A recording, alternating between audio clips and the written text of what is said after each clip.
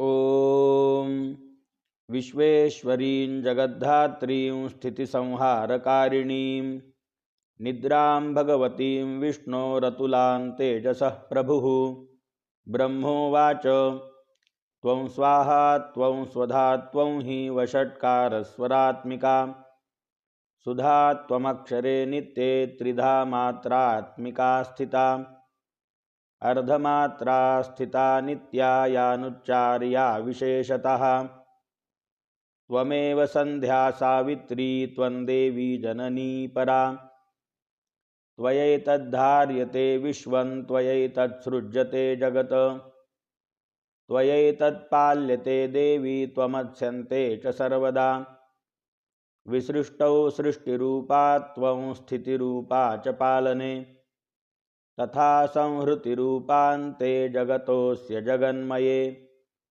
महाविद्या महामाया महामेधा महास्मृतिः महामोहा च भवती महादेवी महासुरी प्रकृतिस्त्वं च सर्वस्य गुणत्रयविभाविनी कालरात्रिर्महारात्रिर्मोहरात्रिश्च दारुणा त्वं श्रीस्त्वमीश्वरी त्वं ह्रीस्त्वं बुद्धिर्बोधलक्षणा लज्जा पुष्टिस्तथा तुष्टिस्त्वं शान्तिः क्षान्तिरेव च खड्गिनी शूलिनी घोरा गदिनी चक्रिणी तथा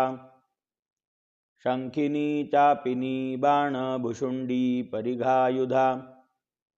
सौम्या सौम्यतरा शेष सौम्येभ्यस्त्वतिसुन्दरी परापराणां परमा त्वमेव परमेश्वरी यच्च किञ्चित् क्वचिद्वस्तु सदसद्वाखिलात्मिके तस्य सर्वस्य या शक्तिः सा त्वं किं स्तूयसे तदा यया त्वया जगत्स्रष्टा जगत्पात्यत्यो जगत् सोऽपि निद्रावशन्नीतः कस्त्वां स्तोतुमिहेश्वरः विष्णुशरीरग्रहणमहमीशान एव च कारितास्ते यतो तस्त्वां कस्तोतुं शक्तिमान् भवेत् सा त्वमित्थं प्रभावैस्वै रुदारैर्देवि संस्तुता मोहयैतौ दुराधर्षा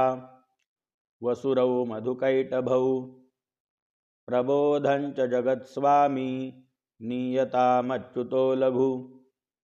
बोधश्चक्रियतामस्य हन्तुमेतौ महासुरौ